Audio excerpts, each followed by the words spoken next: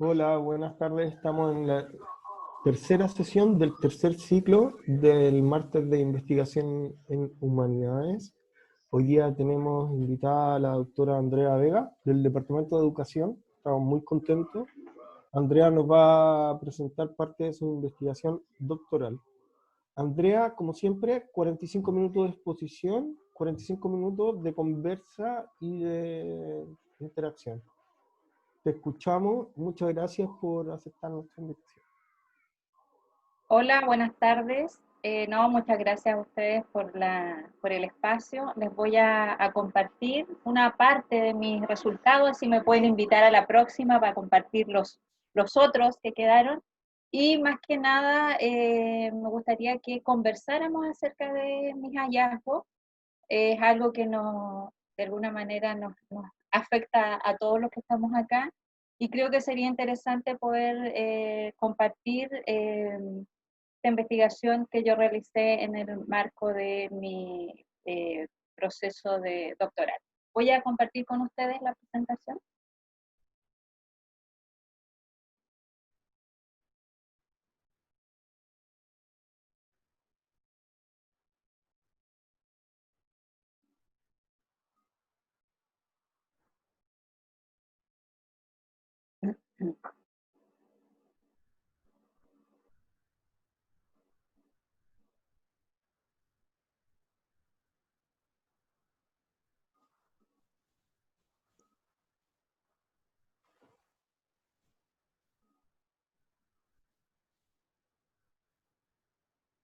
¿La ven bien?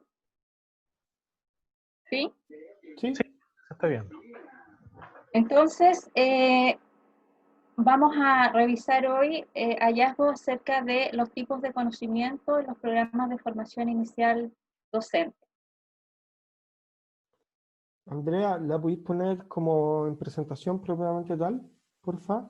Ahí, Ahí. ya, Bacán. ahí, Gracias. ya. Ya. Primero, ¿cómo comienza? No les voy a contar mi proceso doctoral, pero ¿cómo comienza esta investigación? Primero que nada, revisando algunos antecedentes y definición del problema. Hay como tres elementos clave en mi investigación. Por una parte, la profesión docente, la formación inicial, un interés particular. También tiene que ver con la calidad educativa y evidencias para la formación inicial. Se comienza o cuando comienzo a revisar la literatura, en estos últimos tiempos existe una gran preocupación por los docentes.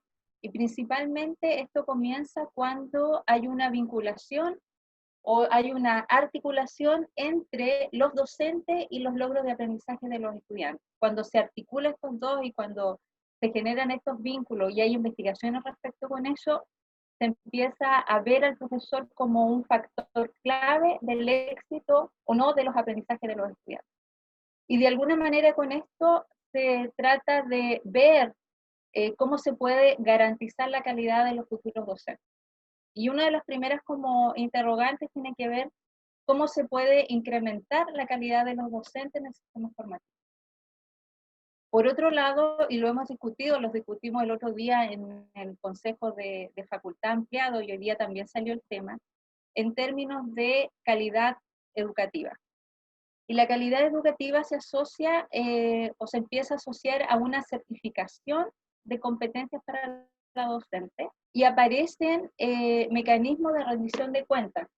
Primero, la rendición de cuentas aparece, ¿cierto? Como ustedes bien saben, en básica y sube a media y se instala en educación superior para no irse jamás de este sistema. También se cuestionan ciertos elementos para la calidad docente y acá también empezamos este cuestionamiento, qué deben saber y deben hacer los docentes. Por otro lado, también en estos últimos tiempos se ha generado una cultura de la evidencia. Y obviamente que esto también repercute en la formación inicial. Por lo tanto, ¿qué tipo de evidencia existe para la formación inicial o qué tipo de evidencias podemos recoger una manera para la formación inicial? Y Dado ese elemento, ya se ve el desarrollo del conocimiento, tanto pedagógico, disciplinarios y profesionales. Se habla de oportunidades de aprendizaje, también se tiñe de alguna manera elementos de la autoeficacia, y se generan preguntas acerca de qué oportunidades de aprendizaje está ofreciendo los programas de formación a los futuros docentes. Con estas tres preguntas de cómo incrementar la calidad de los docentes en el sistema formativo, qué deben saber y hacer los docentes y qué oportunidades de aprendizaje están ofreciendo los programas de formación, surge esta investigación, esta investigación doctoral. Esta investigación tiene un objetivo general súper amplio, que es determinar la relación que existe entre las oportunidades de aprendizaje de los conocimientos docentes ofrecida por los programas de formación de profesores en educación básica y las percepciones de autoeficacia en tareas docentes de sus estudiantes. ¿Por qué se trabajó en educación básica? Primero era al principio, por factibilidad, también era justamente que estaban ya en desarrollo y en proceso los estándares, ¿ya? Y orientadores para la formación inicial. También los programas de formación que participaron en esta investigación estaban en una etapa súper interesante porque de alguna manera estaban con un pie en el plan antiguo o en un currículum antiguo, iban encaminados a un currículum renovado o estaban a punto o estaban con un pie en el antiguo y con el renovado, así que parecía como interesante esa situación para poder ser revisada. Como objetivo específico, caracterizar las oportunidades de aprendizaje de los conocimientos docentes que ofrece una muestra de carreras de formación inicial en pedagogía y educación básica en función de estas áreas de conocimiento, tipos de contenido, disciplina y procesos cognitivos, y finalmente estos son categorías donde de alguna manera se comparan para ver las oportunidades de aprendizaje. La caracterización de la percepción de autoeficacia en tareas docentes de una muestra de estudiantes de pedagogía en educación básica al final de la carrera, y finalmente, de manera exploratoria, relacionar las oportunidades de aprendizaje de los conocimientos docentes con la percepción de autoeficacia en tareas docentes de una muestra de estudiantes de pedagogía en educación básica. En esta oportunidad yo voy a referirme al objetivo específico, el primero, de caracterizar las oportunidades de aprendizaje según tipos de conocimiento en la formación inicial. En cuanto a los antecedentes teóricos, primero hay una gran necesidad y preocupación e interés por la evaluación de los programas de formación en la búsqueda de aseguramiento de la calidad.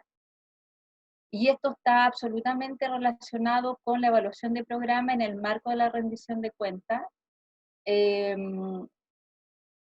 La rendición de cuentas se instala de una manera, y hoy día lo conversábamos en el Consejo de Facultad, y me pareció interesante también en el marco de la rendición de cuentas que en la revisión de la literatura también aparece, y creo que lo dijo muy bien el profesor Ramos hoy día, una mirada crítica de la rendición de cuentas, donde de alguna manera también es importante tomarlo en cuenta, donde esta mirada crítica de la rendición de cuentas apunta a una estandarización, apunta a de alguna manera borrar la naturaleza y la particularidad, en este caso de programas de formación, y de alguna manera también generaliza y de alguna manera también esta rendición, la rendición en general de cuentas, cómo nos hace como trabajar solamente para dar como resultados de acuerdo a estas políticas, ¿ya? Y de alguna manera esto se empieza como a estandarizar, y eso me parece también interesante al rescatar y de alguna manera conversarlo más adelante.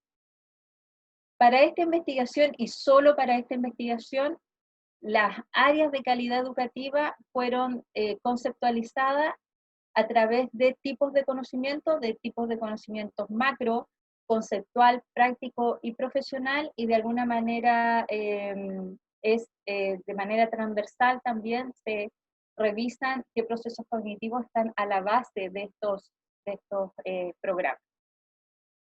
Por otro lado, la estructura de programa de formación inicial es diverso, tanto me estoy adelantando un poco, pero en una de las conclusiones de la investigación se habla de la diversidad de cómo se estructuran los programas, y esto no solamente en lo que se revisó, también en Chile y a nivel internacional. No hay como criterios tan limitados o delimitados para estructurar los programas de formación.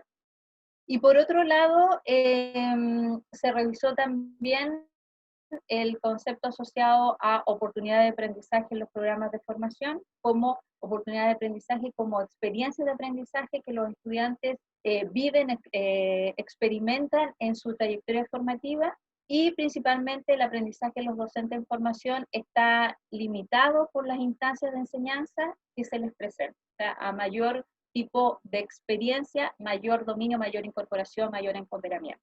Y por otro lado, percepción de autoeficacia de estudiantes de formación inicial docente, la percepción de la capacidad para ejercer la docencia, que es cierto, se va construyendo a lo largo de la trayectoria formativa y constituye un componente esencial para formar su identidad profesional docente. Sabemos que la identidad profesional no se forma solo en la universidad, sino que en el ejercicio profesional, ¿ya? Pero de alguna manera tengo apoyo ahí, pero de alguna manera en la formación damos algunos elementos para aquello. Y finalmente, como para hacer esta comparación, o más que nada, de alguna manera, delimitar las oportunidades de aprendizaje en términos de conocimiento, a partir de la revisión de la literatura, se levantaron dimensiones para la formación docente, ya que son categorías que están preestablecidas y que de alguna manera se adaptaron para hacer este agrupamiento o esta clasificación que yo en un momento se las voy a comentar. La metodología, ¿cómo se llevó a cabo este proceso de investigación? Estuvo compuesto por tres largas fases, debo decirlo. La primera fase, que es lo que les voy a comentar, ya voy a contarles en términos generales y después voy a desarrollar la primera fase. Tiene que ver cómo análisis de las carreras pedagógicas en términos de tipos de conocimiento. Esa fue la primera fase. La segunda fase fue una elaboración y aplicación de un instrumento para recoger la percepción de autoeficacia de los estudiantes respecto a tareas docentes. Y la tercera fase fue correlaciones, ¿ya? Entre la relación de la percepción de autoeficacia de los estudiantes con tipos de conocimiento identificados en las carreras de pedagogía. Ahora les voy a ir contando cada una de estas fases. Este estudio es de paradigma cuantitativo, un tipo de estudio descriptivo correlacional, ¿ya?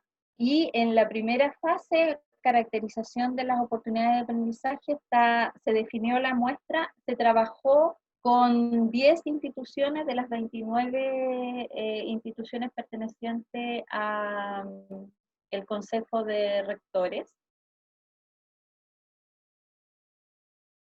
Fue una muestra accionada. Aún agradezco a todas las personas que me ayudaron a hacer la recolección de los datos. Y los criterios para la muestra eran instituciones que por supuesto tenían las carreras o los programas de pedagogía, que estuviesen acreditadas y además que pertenecieran a tanto la zona norte, sur y central para tener una mayor esta diferencia y variación. En términos de recolección del material y el corpus, se trabajaron con todos los programas de estudio de todos los cursos de las 10 instituciones. Se revisaron más de 400 programas de estudio. Fue muy interesante ese trabajo. Y los programas dejamos los programas sin menciones, ¿ya? Justamente para tener mayor la posibilidad de comparar, ya que las menciones de ahí de alguna manera nos generan algunas discusiones y diferencias menos abordables. Entonces, para una cuestión de criterio y de comparación, se centró solamente en los programas sin menciones. En cuanto al levantamiento de las dimensiones, se trabajaron con en áreas áreas de conocimiento para la formación docente, conceptual, práctico, profesional. Transversalmente están los procesos cognitivos, y para tener una mayor especificidad se trabajaron con dimensiones y subdimensiones. En términos de, se revisaron hartos autores, en términos de conocimiento conceptual, se, se, eh, se hicieron subdimensiones, se tomaron subdimensiones, recuerden que estas dimensiones ya estaban preestablecidas, respecto al conocimiento del contenido, conocimiento pedagógico del contenido, conocimiento del currículum. Por otro lado, el conocimiento práctico, dado por 3 subáreas, por así decirlo: planificación, ejecución, evaluación. Conocimiento profesional. Con conocimiento profesional se tomó una taxonomía de Stuart y Tato, el internacional, que tiene que ver con, ellos de alguna manera también clasifican los contenidos en tipo de estudio de asignatura, estudios educacionales, educación general, experiencia práctica. Por ejemplo, estudio de asignatura tiene que ver con la disciplina específica, estudios educacionales con teorías sobre la enseñanza y aprendizaje, los niños y la escuela dentro de la sociedad, etc. También, no me caca, perdón. Bueno, tuve un pequeño problema con la fecha. También la dimensión, se utilizó la categoría de dimensión disciplinar a través de los estándares orientadores para egresados de la carrera de Pedagogía General Básica, y se trabajó con la taxonomía de Anderson para de alguna manera identificar los procesos cognitivos que están a la base de estos, de los programas y de estos aprendizajes.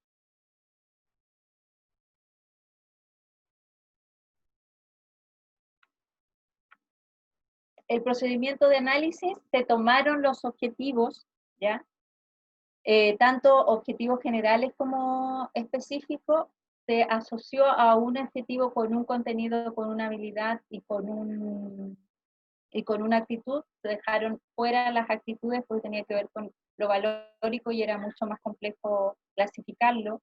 Y se hicieron segmentos, se hizo una segmentación de objetivos y se transformaron en microobjetivos que fueron alrededor de 4.000. Se hizo una codificación y una doble codificación, se trabajó con jueces, donde se revisaron las categorías, ya se hizo un análisis de la categoría, y cada microobjetivo fue clasificado de acuerdo a las categorías que estaban preestablecidas. Y había también, tuvimos que aplicar algunos análisis estadísticos para la confiabilidad. Se trabajó con expertos en la clasificación, y tenía que estar al menos un 50% más de coincidencia para que la categoría para que ese objetivo quedara en la categoría establecida. Si no estábamos de acuerdo, ya se comenzaba también a hacer nuevamente un análisis, y para poder de alguna manera clasificar estos objetivos, estos microobjetivos en las diferentes categorías preestablecidas. En la segunda fase, que era percepción de autoeficacia de estudiantes sobre conocimientos prácticos, acá fue también una muestra intencionada. Se evaluaron 200... Un segundo.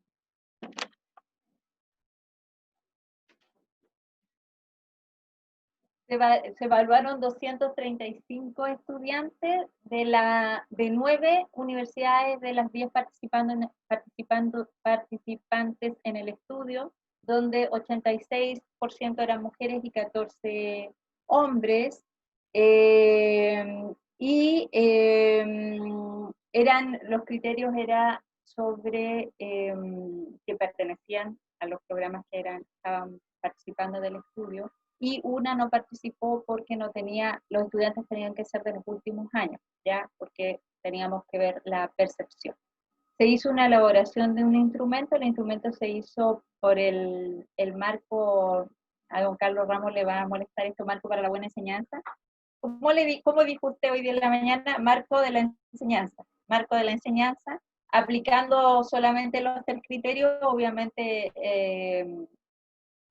se dejó afuera el dominio D, que tiene que ver con las responsabilidades profesionales, porque es lógico, los estudiantes todavía no ejercen profesionalmente. Se hicieron ítems, 38 ítems, se elaboró este instrumento, una escala tipo Likert, donde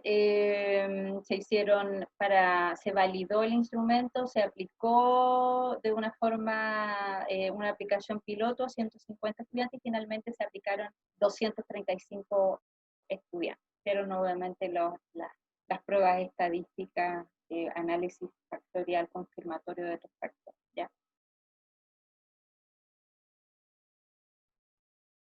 Y en la tercera fase, como habíamos tanto dato, estaba interesante poder revisar otras cosas, se hicieron regresiones lineales para poder hacer esta relación entre oportunidades de aprendizaje y percepción de autoeficacia, donde se relacionaron una regresión, por ejemplo, del conocimiento, donde la variable dependiente siempre estuvo en el promedio de puntaje total del cuestionario, y la variable independiente tenía que ver con los tipos de conocimiento.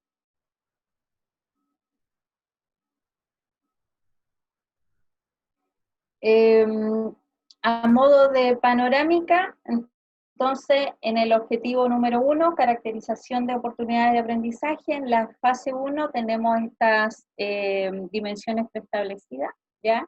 Y se hizo un análisis de contenido, se revisaron más de 400 programas de estudio, y 3.873 es como el dato exacto de los microobjetivos que se categorizaron nuevamente o se clasificaron según las categorías preestablecidas. En la fase 2, para lograr el objetivo de caracterización de la percepción de autoeficacia, se hizo esta dimensión percepción y tareas docentes, principalmente conocimiento práctico, a través de un cuestionario tipo Likert basado en el marco de la buena enseñanza. Y en la fase 3, regresiones lineales para relacionar las oportunidades de aprendizaje, tanto las dimensiones con el puntaje total del cuestionario. Dicho esto así en fácil, ya que implicó harto trabajo, les voy a comentar los resultados. Los resultados de la primera fase, ¿ya?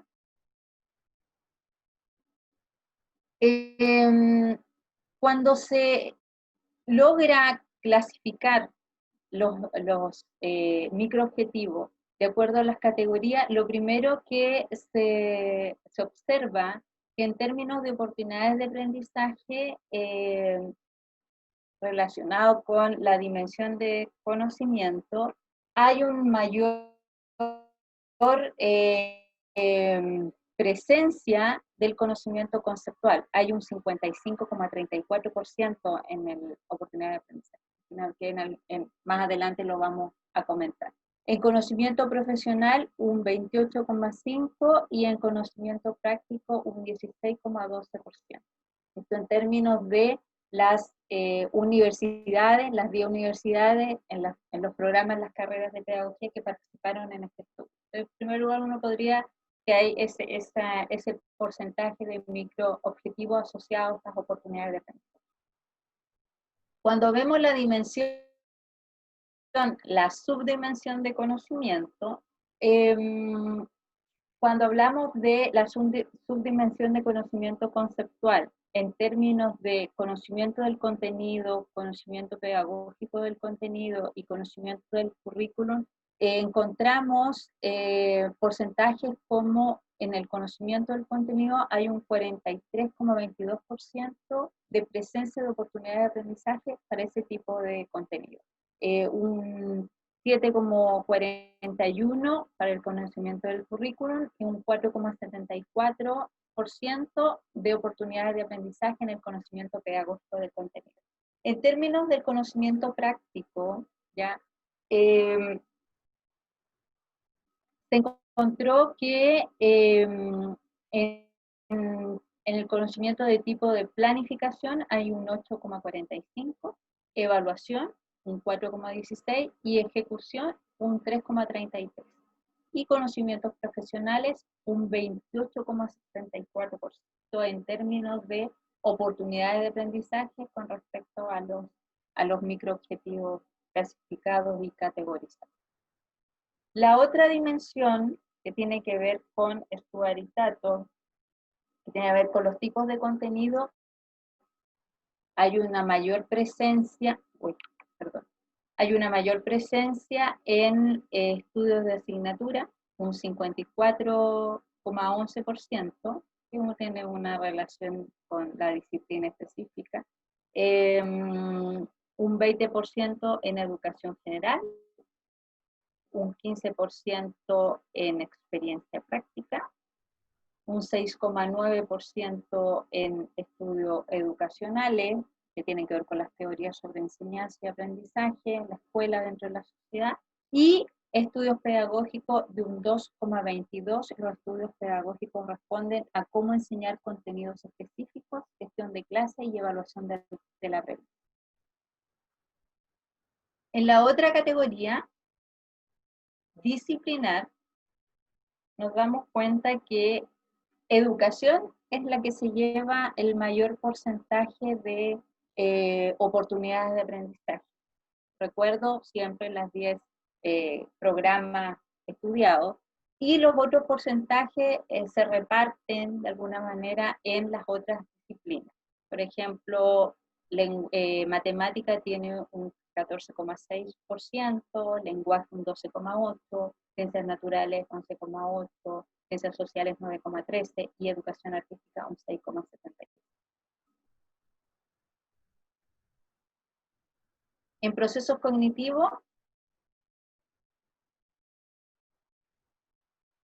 el proceso cognitivo comprender tiene una mayor presencia en oportunidades, coincidentemente con lo que señala Anderson. Podemos o no podemos estar de acuerdo con él, pero comprender para él es un nivel cognitivo medio tirado hacia abajo, y por lo tanto ahí también nosotros tenemos claro que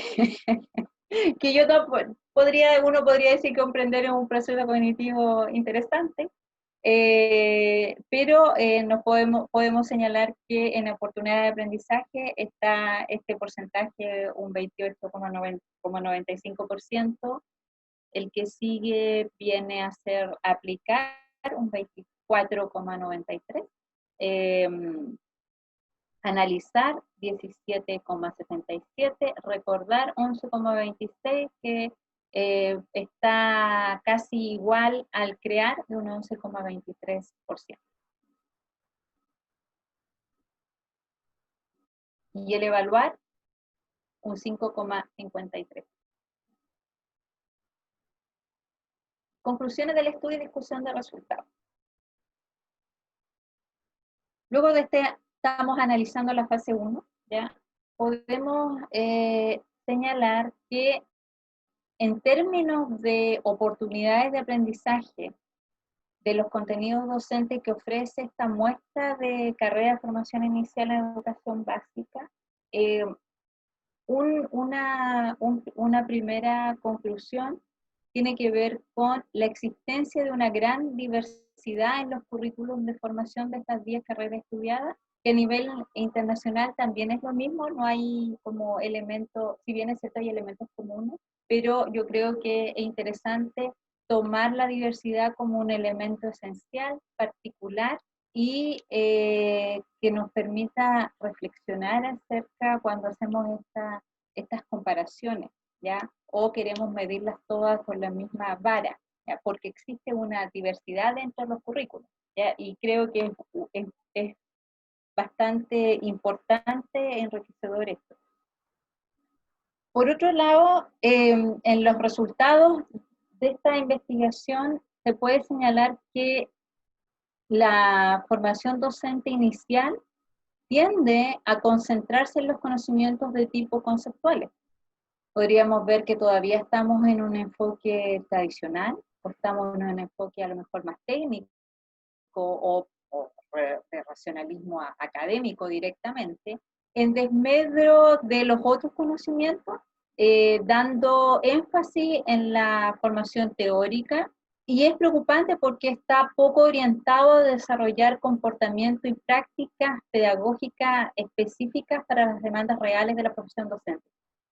Hay políticas tanto internacionales de formación inicial como también nacional, donde vamos ya encaminados a lo práctico, principalmente los conocimientos prácticos, lo que está más cercano a la futuro ejercicio profesor es lo que se debe desarrollar en nuestras universidades, y al parecer nosotros seguimos aún en estos conocimientos más bien de tipo conceptual.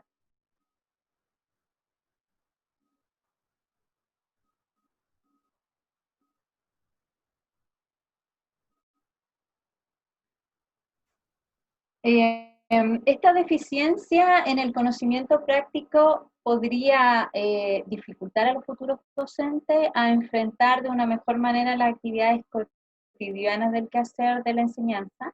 Y por otra parte, nosotros tenemos un sistema de desarrollo profesional, tenemos la ley 20.129 de aseguramiento de la calidad, que establece el fortalecimiento sistemático de la formación inicial docente mediante, podemos estar de acuerdo, de estándar pedagógico y disciplinario, pero principalmente centrado en lo práctico, que nosotros, las universidades, tendríamos que incorporar y desarrollar durante el proceso formativo. Con estas escasas oportunidades que vemos en esta investigación, podríamos pensar si las oportunidades que estamos ofreciendo permiten de alguna manera que nuestros estudiantes puedan adquirir estos conocimientos de tipo práctico. Ahí si lo podamos lograr o no. Con respecto a los procesos cognitivos, las carreras estudiadas, las carreras pedagógicas estudiadas se centran principalmente en el nivel comprender, el que se destina el mayor porcentaje de las oportunidades de aprendizaje y de alguna manera da pocas oportunidades para adquirir, desarrollar, potenciar habilidades cognitivas superiores que se supone que nosotros debemos desarrollar o nuestros futuros profesores deben desarrollar en nuestros estudiantes. Entonces eso también genera una contradicción. Mejor si nos quedamos solamente en el nivel de comprensión, ¿cómo podríamos avanzar en estos procesos formativos con nuestros futuros estudiantes? En lo disciplinar, permite cuestionarse si la cantidad de oportunidades de aprendizaje es suficiente para lograr la preparación en las distintas disciplinas que se requiere dominar los profesores de realmente educación básica. Hay dos estudios de Sotomayor y de Varas que de alguna manera ellos trabajan con las disciplinas en particular y señalan que no se desarrollan los conocimientos que tendrían que desarrollarse para que los estudiantes tengan un conocimiento profundo para poder enseñar estas disciplinas.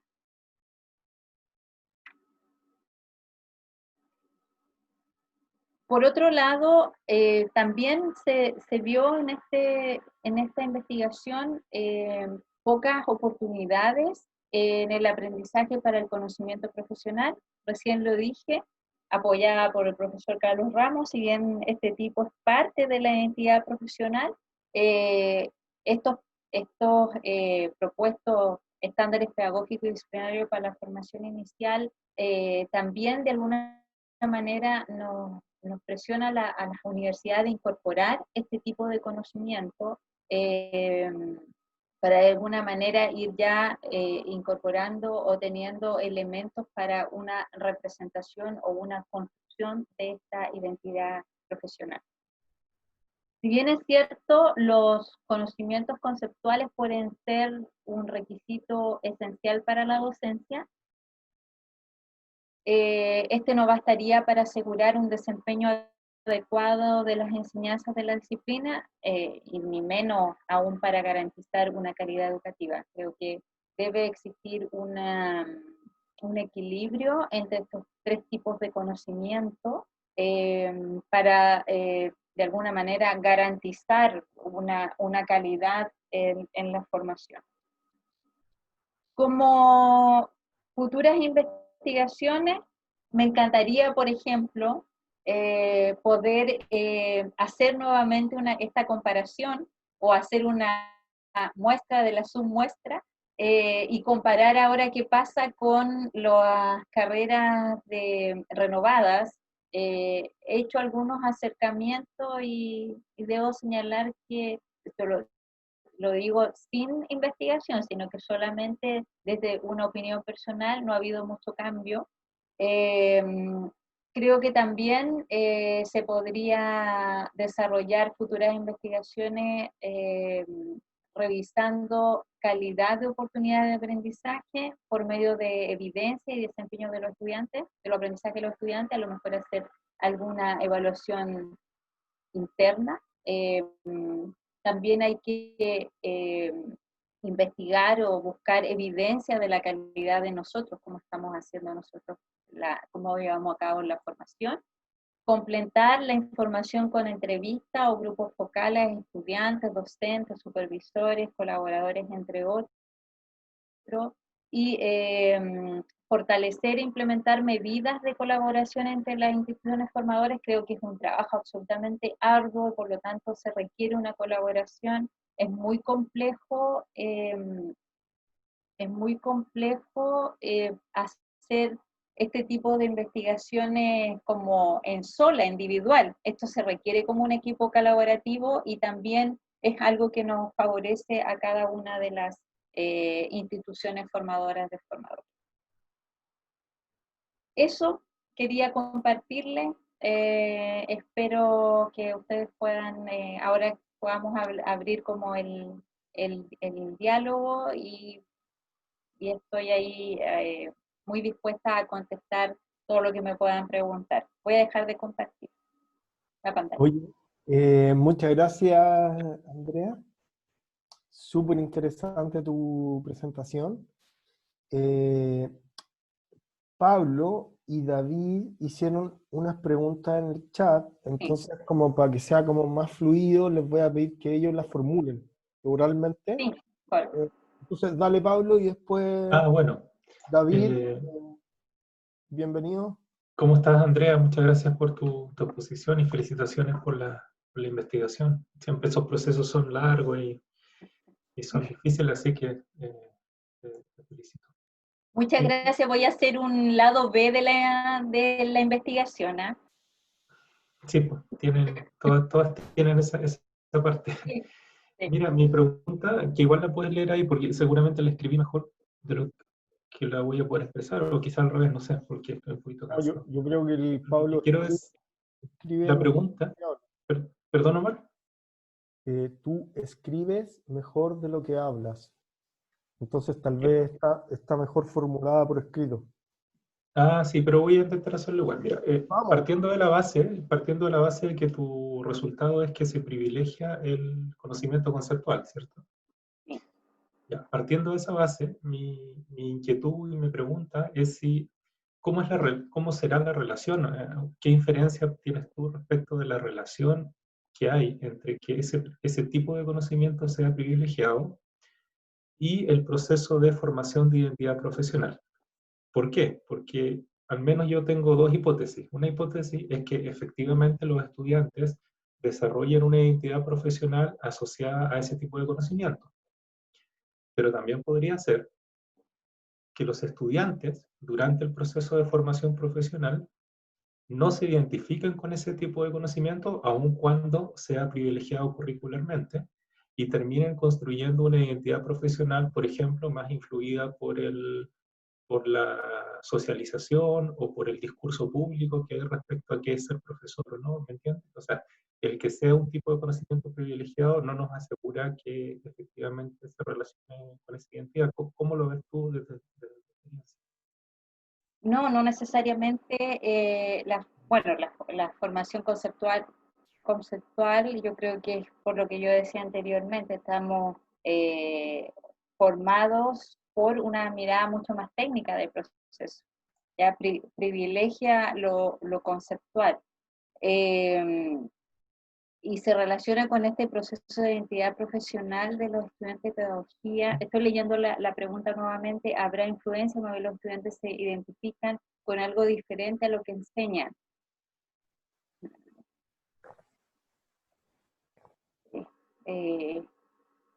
La formación conceptual con la identidad profesional de acuerdo a lo que se desarrolla, ciertas teorías, a la forma de enseñar. A lo mejor lo ven de una forma mucho más teórica, menos práctica, porque si nosotros lo miramos, por ejemplo, en el otro lado de las percepciones, los estudiantes de ellos se autoperciben como muy bien en lo que tienen que hacer, pero también tiene que ver porque ellos no logran dimensionar la complejidad de ser profesor, porque la formación ha sido desde la teoría, desde modelos, y no a lo práctico y a lo profesional. Claro. Por eso yo creo que, no sé si logré responder a lo que tú me señalas. Sí, entiendo. Sí, o sea, lo que tú nos estás diciendo es que habría algo así como una percepción sesgada de los propios estudiantes respecto de su capacidad. Claro, así es. Sí. Gracias. Sí, hay de todas maneras, y no es solamente de mi estudio, yo revisé algunos estudios y los estudiantes tienen una alta percepción de lo que van a hacer. Entonces, también es un cuestionamiento donde esta tiene una mirada bastante simplificada ¿sí? De lo que significa enseñar, lo que es ser profesor, y eso también tiende a cómo han sido formados. Es como Claro, yo me aprendo algo y voy a la clase y lo enseño y lo digo y lo comento y listo, ya estamos. No hay procesos de quizás por no reflexión, no mucha hay conexión con el procesos de sistema decisión escolar. pedagógica. Claro, hoy día, por ejemplo, en Consejo de Facultad hablábamos cómo la investigación se pone de alguna manera para la formación, cómo hay una evidencia, como profesor, yo tengo que tomar decisiones técnicas y pedagógicas, pero no decisiones tiene que ser también de la teoría, de la investigación, desde esa lógica. Y eso es lo que nosotros debemos aprender, enseñar a nuestros estudiantes, que las decisiones técnicas y pedagógicas vienen de investigación, de modelos, y no es una cosa tan simple que uno se para adelante y comenta algún saber o algún contenido. Eso yo creo que también sería interesante poder revisarlo o estudiar. Profesor Carlos Ramos, usted tiene una pregunta. Hay otro señor que preguntaba, don David. Hola, sí, no sé si... Buenas tardes a todos, muchas gracias por la presentación, felicitaciones Andrea también. No sé si le hago la pregunta yo o Carlos. Como quieran, acá la cuestión es demasiado democrática, entonces usted arregle. A continuación, sí, bueno. No, Carlitos primero y después David. David, un honor que estés con nosotros. Carlitos, por Muchas favor. gracias. Quiero saber si cuando usted identificó los contenidos, lo conceptual, práctico, profesional y los procesos cognitivos, ¿usted lo observó solo lo identificó solo en los programas de asignatura o usted revisó el programa de formación donde está probablemente definido el cuerpo de conocimientos relevantes que los estudiantes deberían aprender? No, solamente me quedé con los programas. ya. Solamente revisé los programas y los objetivos. Entonces sería súper interesante poder, por eso yo digo cómo se puede complementar esta investigación.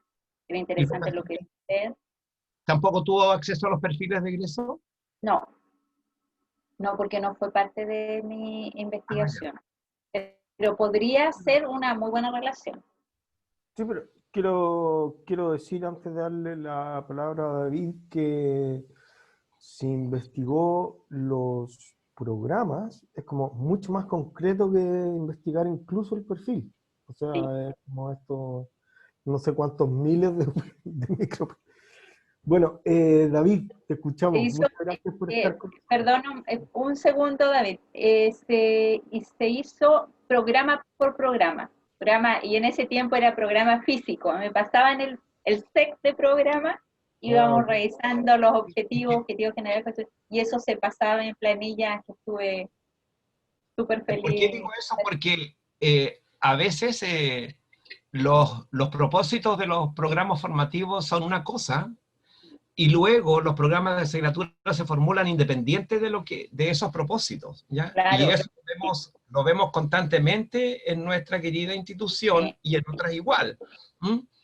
Así Por es. ejemplo, ¿cómo pasa?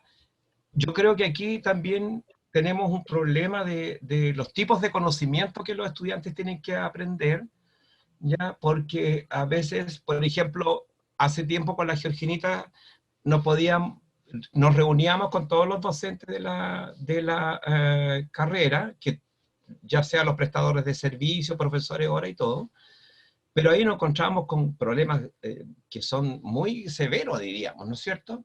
Entre la formulación como objetivo de un proceso cognitivo, por ejemplo, inferir, que a nosotros nos parecía enormemente importante porque es parte de la función a lo mejor que tienen que hacer los profesores después, pero cuando vemos el contenido no encaja con eso, y cuando vemos también que la evaluación no encaja con eso. Por ejemplo, la profesora en una prueba le pedía hacer un puzzle, completar un puzzle para medir la capacidad de inferir. Y tenía que ver con la capacidad de hacer inferencias respecto de las etapas de desarrollo en que se encuentra Juanito, que tiene 7 años, no sé, algo así. Sí, además que también en esta investigación solo se tomaron los programas, sería interesante, por ejemplo, contrastar el programa del profesor con algunos videos del profesor, de la forma de la interacción en el aula, cómo pasa el contenido, cómo desarrolla ciertos saberes, eso también sería interesante. Muy Voy interesante. voy a pedir autorización en algún momento para poder dedicarme a hacer estas investigaciones, porque de verdad que es como, se presta para relacionar una serie de variables y el problema es que no tenemos tiempo para esto. Sí debo señalar que a pesar de que es así, fue complejo mi proceso de como todos los que han hecho doctorado, creo que fue una instancia súper rica el hecho de poder tener el tiempo solo para investigar. Lectura, revisar, creo que es un momento, un tiempo privilegiado que no creo que no volverá. Profesora, el profesor David Cuadra, ¿le toca ahora? ¿Sí? Y Sí. después Ok, bien. Yo, la consulta que realicé tiene que ver con los perfiles académicos al interior de las universidades y que están encargados de la labor de formar a los futuros profesores. Pienso que hay una diversidad de perfiles, pero uno lo podría clasificar así rápidamente en los que tienen un perfil más académico investigador, los que tienen un perfil más académico y otros que son profesionales principalmente, generalmente son profesores que trabajan por horas, por ejemplo, y que están insertos en el mundo profesional. Entonces me preguntaba si desde su trabajo ha considerado si es que estos tipos de conocimiento podían variar justamente a partir de estos distintos perfiles. Y en segundo lugar, si es que un equilibrio al interior de las universidades de estos perfiles es viable y podría resolver lo que usted encontró, que en el fondo hay un énfasis más en lo conceptual, que yo supongo que está mucho más relacionado con los académicos e investigadores, un poco menos con los académicos y mucho menos con los profesionales que están ya relacionados con el saber práctico. No sé cuál es su opinión. Esto me hace tanto sentido lo que conversábamos hoy día en la mañana en el Consejo de Facultad. Esto era como, estaba todo está articulado, porque cuando se llama, cuando hay concursos públicos, tiene que ver con justamente con qué profesional vamos a seleccionar. Hoy día se hablaba tiene que ver con el modelo formativo, tiene que ver con claridad con el modelo formativo, y también la formación debe estar basada en la evidencia. Por lo tanto, creo que el perfil del formador profesional o el perfil del formador de formadores, no sé si tengo yo como una claridad respecto a eso, porque por una parte tiene que tener desarrollar la investigación, que debe ser parte para nutrir esta formación, pero también, como dice don Carlos Ramos, tiene que ser una persona que se sepa, va a salir súper antiguo, la materia, el contenido a enseñar, el saber, en lo más amplio de la palabra, que hablo de contenido. Cuando hablo de contenido es conocimiento, habilidades, actitudes. Entonces, me cuesta cómo sería lo ideal un equilibrio en esos dos, para tener un perfil de académico que tiene que tener investigación, porque de dónde saca entonces de alguna manera el sustento para la evidencia, y también para tener claridad en lo que deben saber y saber hacer los estudiantes. No sé si de aquí de las personas que están acá presentes me pueden ayudar con eso. Yo no sé, encontré súper buena la respuesta. Así que, no sé, David, David, ¿alguna otra? ¿sí? Sí. Me responde lo que le pregunto, sí. Resuelve mi duda. Así que muchas gracias. No, gracias, David. Es que también no olvidar que la profesión docente es complejo, es multidimensional. Entonces, por eso es difícil por ejemplo, es difícil clasificar. Yo revisé mucha literatura respecto a, por ejemplo, cómo se va a entender calidad educativa, y es de distintas perspectivas, de la cosa más social, más crítica, epistemológica, política. Entonces, no hay un solo, es un concepto bastante flexible. Depende del discurso, de quién venga, desde la postura que lo tiene, y de una cuestión que está teñido políticamente, ideológicamente, entonces no es tan fácil definirlo.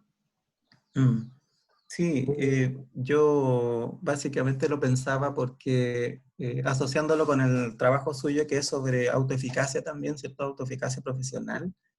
Justamente la autoeficacia es un componente de la identidad profesional. Y desde algunos trabajos hemos visto que pareciera ser que el cuerpo académico lo que va favoreciendo es, se va generando un conflicto entre la identidad desarrollada al interior de la universidad y luego la que se contrasta con la identidad en el ejercicio de la profesión, y genera tensiones. Entonces, un académico con perfil académico investigador, lo más probable es que logre o impulse o fomente una identidad profesional mucho más ligada a eso, y no tan cercano a la profesión. Y por lo tanto, pienso que lo que han tratado de hacer en la formación universitaria, con las prácticas iniciales, las prácticas tempranas, por un lado tendría que ver con tratar de resolver ese problema, que tiene que ver con lograr esta identificación con el profesional, con el profesor que está inserto en las escuelas, que básicamente implica un conocimiento distinto del conceptual, distinto del que entrega el académico, tiene que ver con el saber del campo laboral mismo. Entonces, por eso me surge la duda, y por otro lado, es complejo, creo yo también, porque las universidades también empujan a que los perfiles de académicos cada vez sean de académicos investigadores, y el cuerpo de profesionales va quedando un poco de lado también. Entonces eso complejiza la tarea que se advierte hoy en día, que básicamente lo que se busca es formar profesores con reflexión respecto de cómo construyen su identidad profesional. Me parece que ahí hay un conflicto, una dificultad. ¿Qué es? Claro, además estamos presionados por toda esta situación de rendición de cuentas, de acreditación, por lo tanto piden, hoy día lo hablábamos también, un profesional que tenga este perfil más de investigación, porque tiene que ver asociado a la producción. Entonces, todo eso también de alguna manera conflictúa la formación de los profesionales o los futuros profesores. Gracias. La profesora Georgina hizo una pregunta muy larga también, por escrito, así que le voy a pedir que la... Bueno, primero que nada, felicitar a la colega, me parece un trabajo muy interesante, precisamente por el rol del docente y cómo lo hemos visto, si bien ha sido muy denostado el rol del profesor, con este COVID se ha visto la importancia de los profesores más allá de las tecnologías, ¿no? O sea, yo creo que como nunca el mundo tomó conciencia del rol del docente en aula. Hay algunas cosas, usted bien lo señaló, directora, querida directora, con respecto al concepto de calidad, porque se imponen conceptos que tienen que ver con la productividad más bien que con la toma de decisiones de un profesional que toma más de 3.000 decisiones diarias y debieran estar basadas en la evidencia, estas decisiones, ¿no? Entonces, en esta búsqueda de equilibrio, de buscar un equilibrio entre lo conceptual y lo práctico, porque hemos visto también que otras instituciones priorizan lo práctico con una especie de tareísmo sin entender muy bien el docente por qué se está haciendo esto. En cambio, si se pudiera desarrollar, y me llama mucho la atención, las habilidades de pensamiento que se están desarrollando son muy básicas. Es decir, en los programas de formación profesional no estamos desarrollando habilidades complejas cognitivas que este profesional pudiera utilizar el conocimiento conceptual para tomar decisiones en la vida, profesional, ¿no?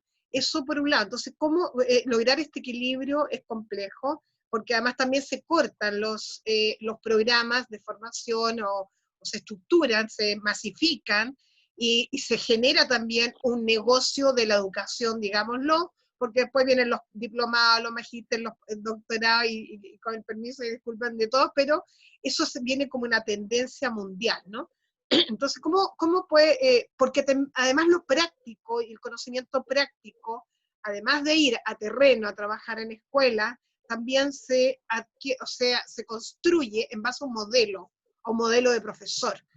Un modelo de profesor que llega a la hora, que hace la pega, que retroalimenta, etcétera, etcétera, ¿no? Entonces, me tiro la mecha, porque yo devuelvo la prueba 1000 años después, o sea, con toda la cantidad de trabajo. Te voy a contar con la directora de escuela. Te voy a tirar, te voy a envenenar el perro, si lo hace. Entonces, porque también ese equilibrio, y tal lo señalaba el profesor, ¿no? Bueno, mi pregunta es esa, ¿cómo lograr ese equilibrio? ¿Cómo observa usted? ¿Cómo se ha visto en otros países ese equilibrio? Y entiendo lo que decía el profesor Cuadra, hay mucha, y quiero señalar que el profesor es uno de los componentes de la calidad educacional, no se le recarga todo el componente, y lo que decían algunos investigadores, por la cadena, por el eslabón más débil, ¿no? Cuando faltan recursos, etc. Pero, ¿cómo ve usted que se podría equilibrar esto de mejor manera? Me preocupa el que no se estén desarrollando habilidades que le permitan a este profesional tomar decisiones con el conocimiento conceptual, con el conocimiento en base a la evidencia, porque finalmente termina siendo una reproducción y no tomando decisiones para responder con pertinencia y calidad a donde está haciendo clase. Gracias. No tengo todas las respuestas. Yo creo que lo interesante de esta investigación justamente que da mayores, de alguna manera amplía más interrogantes que certeza. Un equilibrio justo, así como lo principal o incorporar, en primer lugar, hay que hacer una revisión de lo que estamos haciendo. Hay que incorporar de alguna manera forzosamente conocimientos que tengan que ver más relacionados con la profesión docente, más conocimientos prácticos en cada uno de nuestros cursos.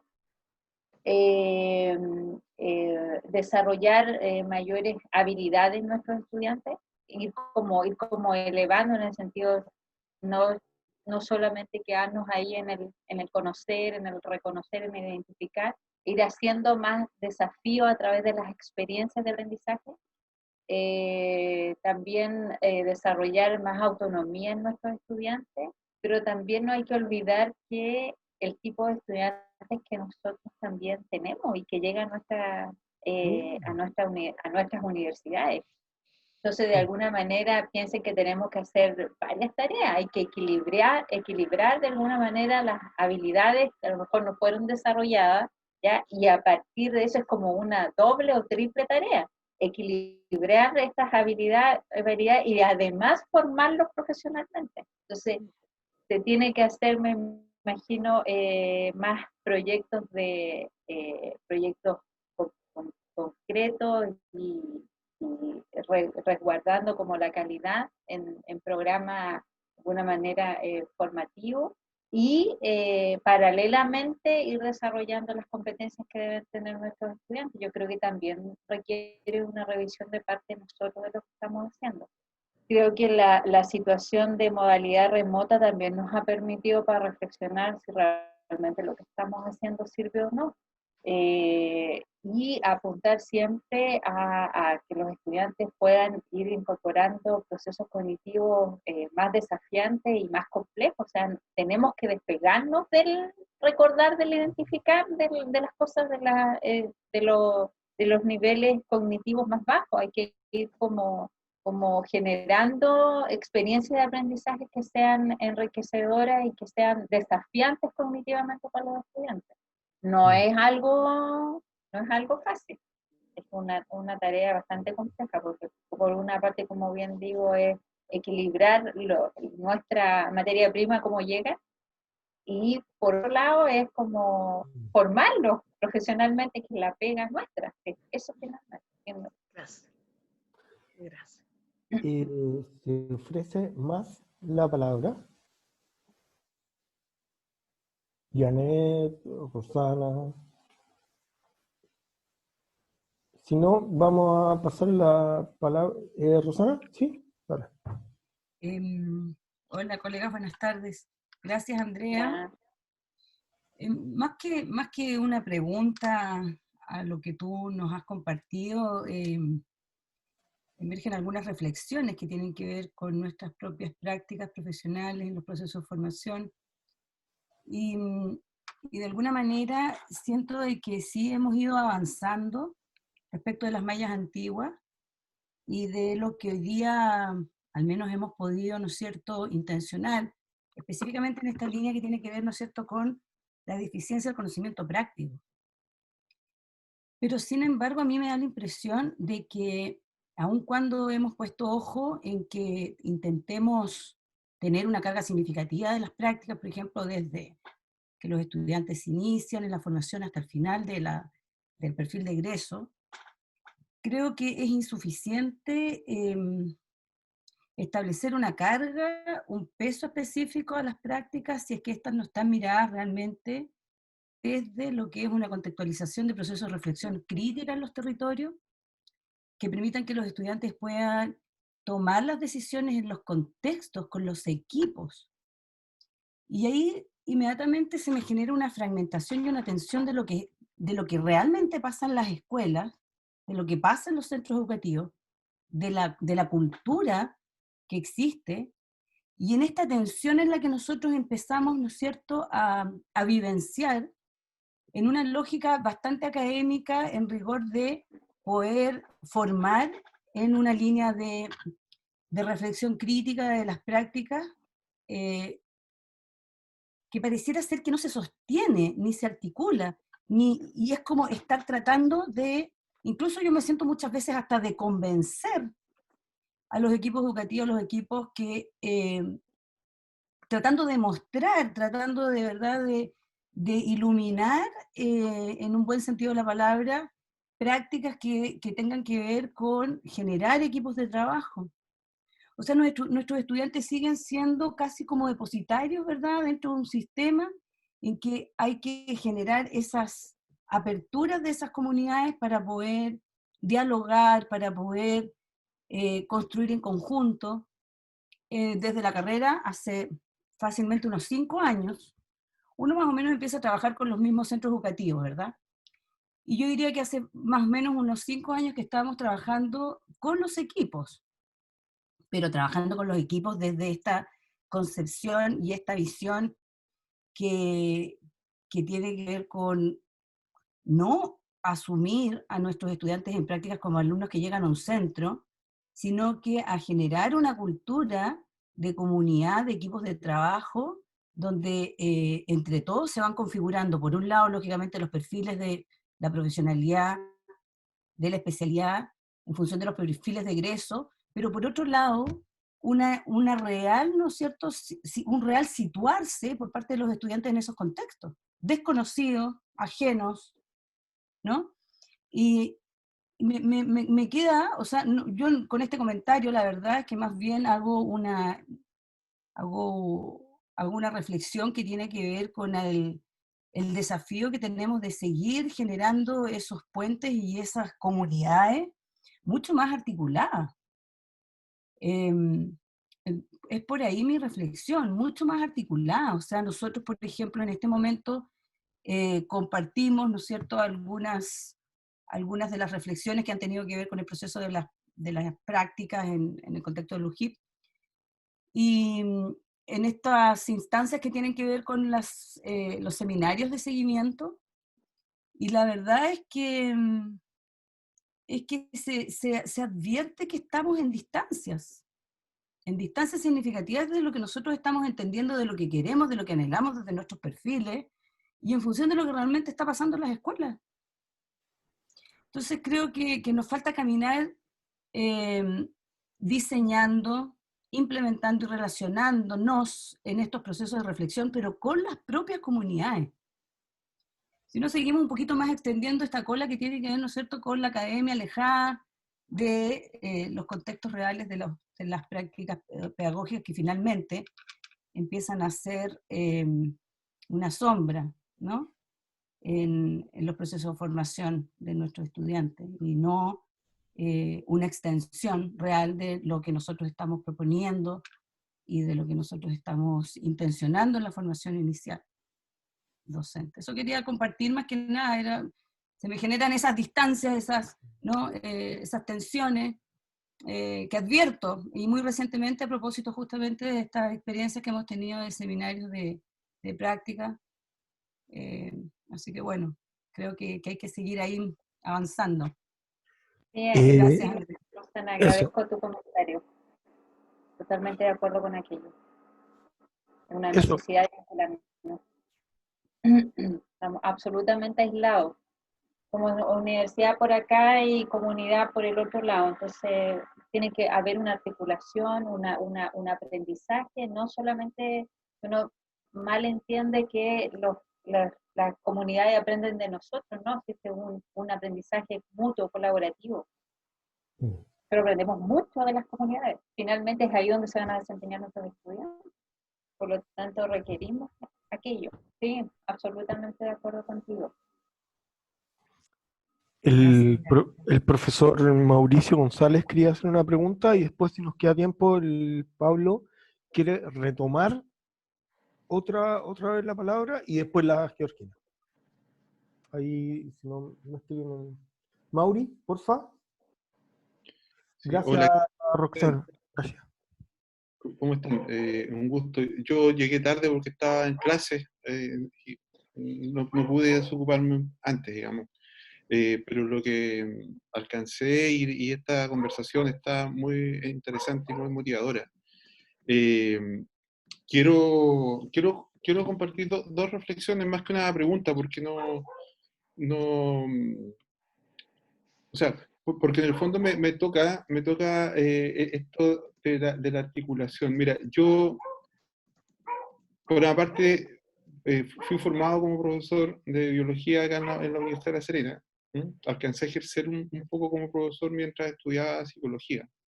Conozco desde adentro, he pasado por el proceso, por la asignatura, lo que significa haber recibido la formación pedagógica.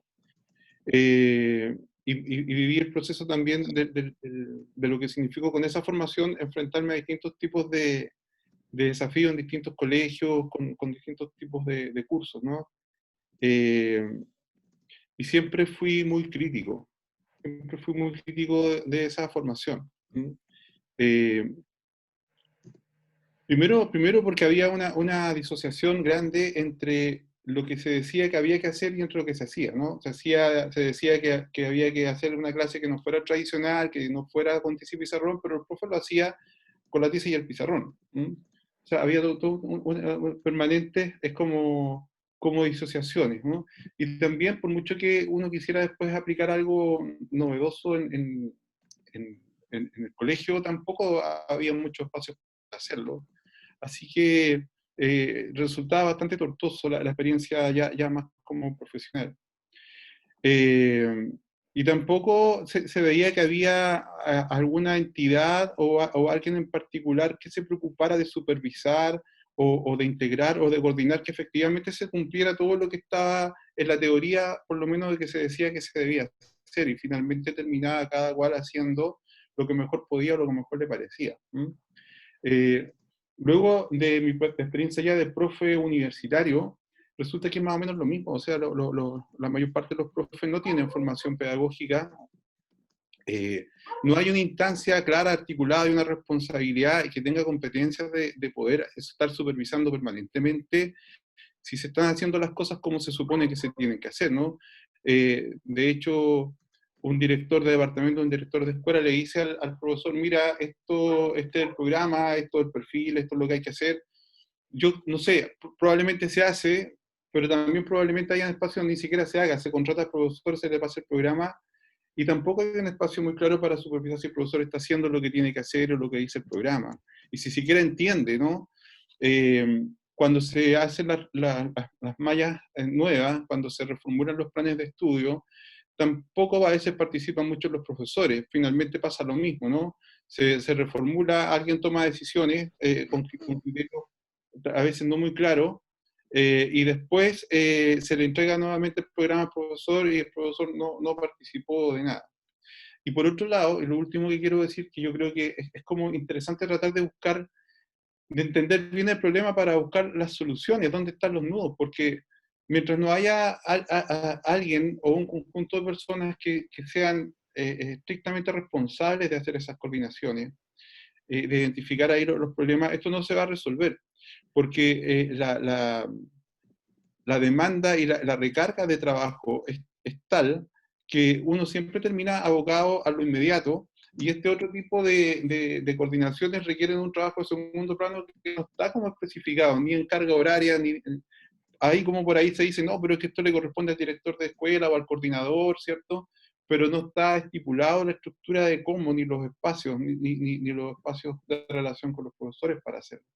Entonces, en general, hay todavía persiste, yo creo, una visión de la formación cuando la universidad era de élite, ¿no? De que había un estudiante que era brillante, ¿no? Y un profesor que dictaba una cátedra, pero la integración de todo finalmente ocurría como por arte de magia en la mente del estudiante, ¿no? Que salía convertido en un buen profesional.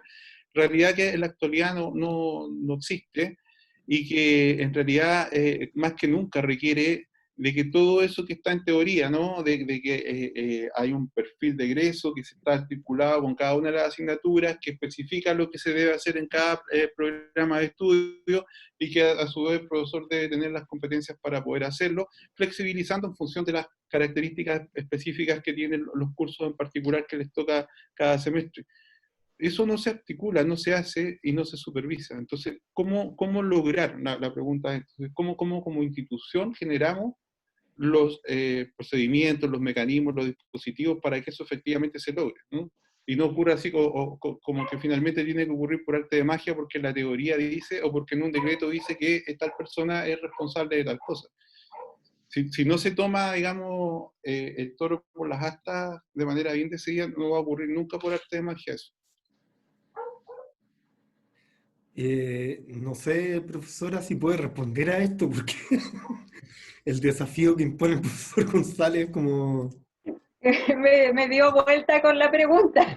Creo que no tengo, lamentablemente, respuesta. A lo mejor de tener una claridad en el modelo formativo que queremos, hay una cosa más institucional que tiene que bajar hacia los departamentos, hacia la escuela, mayor regulación, una serie de cosas que yo no podría calificar. A lo mejor el decano podría dar algunas pistas, algo que él conoce más.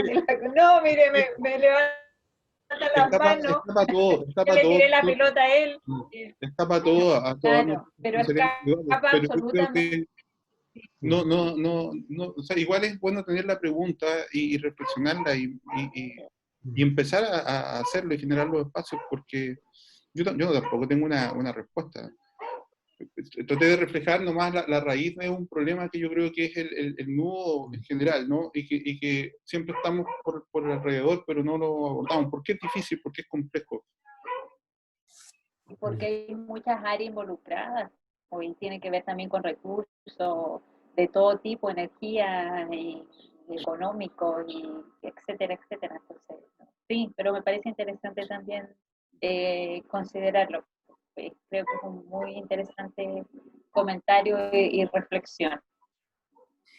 La profesora Georgina, porque el profe Pablo se tuvo que ir. Sí, ahí mandó un recadito. Lo empujé para poder hablar. No, la verdad es que nosotros, bueno, el formar profesionales para la educación, formar profesores es una tarea compleja. Va a entrar cada vez más diversidad de estudiantes y diferentes tipos de estudiantes. Por eso me complica mucho cuando se ponen estos criterios de calidad desde la productividad, que es cuánto entra, cuánto sale y en cuánto tiempo, ¿no? Que es una cosa muy aberrante, porque no es lo mismo, como tú señalabas, Mauricio, tener una élite que está estudiando, que maneja idiomas, que tiene comprensión de lectura, a estudiantes que no se manejan en contextos formales, ¿no? Bueno, pero por otro lado, esto de formar para el mundo laboral también me provoca cierta inquietud, porque hoy día hay muchos sostenedores que no tienen idea de educación, y eso la ley lo permitió y fue una lucha, porque existen un comercio brutal en Chile con respecto a la educación, y no se pudo eliminar o no se pudo instalar que el sostenedor debiera ser un profesional de la educación o debiera tener idea. Por lo tanto, los criterios economicistas están a la orden del día. Hay mucha gente que tiene cadenas de colegio. Entonces, formamos un profesional para el mercado, para que sea obediente con ese mercado y no haga olitas, sino cuestione, o formamos un profesor con mirada de Estado, con mirada de construcción de democracia, con mirada de construcción o de promover el desarrollo del pensamiento crítico, propositivo, con mirada formación ciudadana. He ahí también un desafío para las estatales de no traicionar nuestros principios de una educación laica, científica, con desarrollo de pensamiento crítico, ¿no? Entonces, también es un tema de buscar equilibrio, tal como decían otros profesores, bueno, salen al mundo laboral y no tiene nada que ver con lo que estudiaron. Es probable que el mundo laboral sea una aberración también, ¿no? Entonces, formo para ese mundo laboral corrupto, que tienen niños que en escuelas de lenguaje que no debieran estar, corruptos, y lo digo porque el Ministerio de Educación está haciendo un trabajo con una entidad que no tiene ni siquiera, lo digo porque me parece tremendo, están haciendo estudios de los programas de educación diferencial para diseñar capacitaciones con la anuencia del Ministerio y con recursos del Ministerio, de un instituto, de un centro de estudios que no ha formado nunca profesores de educación diferencial y no conoce el terreno. Entonces, también ahí nosotros, ¿cómo velamos? Porque este estudiante que tenemos la responsabilidad de formar, sea un muy buen profesor, pero a mí no me interesa que sea obsecuente a ese sostenedor que no tiene mirada educativa, ¿no? Y que tenga un desarrollo ético de poder sostenerse frente a estos embates del sistema educacional. Eso. Tamaño desafío el que le propone la profesora. No sé si quiere hacer algún comentario, Andrea. No, estoy totalmente de acuerdo con la profesora García, lo hemos discutido otras veces. También tiene que ver la cosa ética y también tenemos que desarrollar un profesional, no solamente en este caso profesor, pero que tenga una mirada crítica de los procesos y de la sociedad en general y no responda solamente a su jefe o a las demandas que corresponden al sistema. Tiene que tener una mirada crítica para ser profesional, más en el ámbito educativo. Bien, quisiera darles las gracias. La próxima semana tenemos otra presentación. Omar, el profesor Carlos Ramos quería decir Ay, algo. perdón, profesor. No, una última preguntita a la señora Andrea Vega y felicitarla nuevamente por su trabajo y por la discusión académica que se ha establecido en esta instancia. La pregunta es una respuesta que tiene dos alternativas, ¿sí o no? Entonces quiero saber si a partir de los resultados que usted ha obtenido de su investigación, ¿se podría hacer algún procedimiento más objetivo que permita formular o renovar los programas de formación y al mismo tiempo pueda servir para evaluar los programas en desarrollo? Porque en este último aspecto solamente tenemos los criterios de la evaluación que hace la CNA, pero después tampoco constituye un insumo para renovarlos o mejorarlos, para mejorarlo, diríamos. Sí, yo creo que se podría hacer un proyecto para poder abordarlo. Yo tenía bastante, te voy a decir, esperanza en los procesos de renovación en la universidad. Disculpe, decano, lo que voy a decir. Pero también estoy un poco preocupada en la propuesta curricular como está establecida. Porque si uno mira y revisa, está en los mismos lineamientos que no cambió mucho en términos de mis resultados. O sea, hay un componente conceptual absolutamente. Si uno lo mira en los colores, era realmente impresionante. Entonces, era la oportunidad, yo creo que era la renovación curricular, era la oportunidad de reflexionar sobre lo que los estudiantes deben saber y necesitan para este mundo, para el ejercicio profesional. No sé si se logró aquello, pero yo creo que sí, habría que revisar y tener una propuesta. Porque muchas decisiones se toman al ojo nomás. Claro. Y con creencias muy personales de la gente. Exactamente. Muchas gracias, profesor, muchas gracias, profesora. Muy interesante la presentación, la discusión.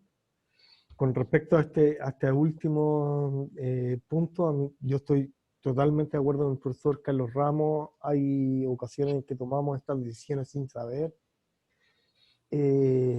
Ojalá que estas investigaciones puedan incidir en la forma futura de los gobiernos universitarios y en la forma que gobernamos la facultad y el espíritu de la formación, en definitiva. Así que nada, les quiero recordar entonces, muchas gracias profesora Vega, ha sido un total éxito, así que muchas felicitaciones. Y, A ustedes por el espacio. No, muchas gracias, muchas gracias. Ha estado buenísimo, así que nada, los esperamos la próxima semana. Tenemos la última sesión del tercer ciclo con la profesora Nia Slom, que nos va a hablar un poco de la adquisición de la segunda lengua. Así que nada, muchas gracias de cada todos los que asistieron. Muchas gracias a la presentadora. Chao, que estén muy bien. Me voy a clase. Muchas gracias, David. Muchas gracias, Chao. David. Gracias a los que preguntan. Gracias, muy bien, gracias por la Lo invitación. invitamos a un encuentro de lenguaje e inmigración. ¿Cuándo es? El 27, ¿no? El próximo El viernes. 27. 27. Gracias. Ya, pues, muchas Gracias, gracias. que Que muy estén bien. bien. Chao. Hasta luego. Gracias. Chao. Chao, Janet. Cuídese. Chao, Andrea, cuídese. Llegué tarde porque estaba en reunión. No pude No, llegar antes. hablamos por interno. Sí, Tenemos cuídese, que esté algo bien. pendiente. Así es. Ya. Cuídese, que Gracias, esté muy bien. Chao. Chao, chao.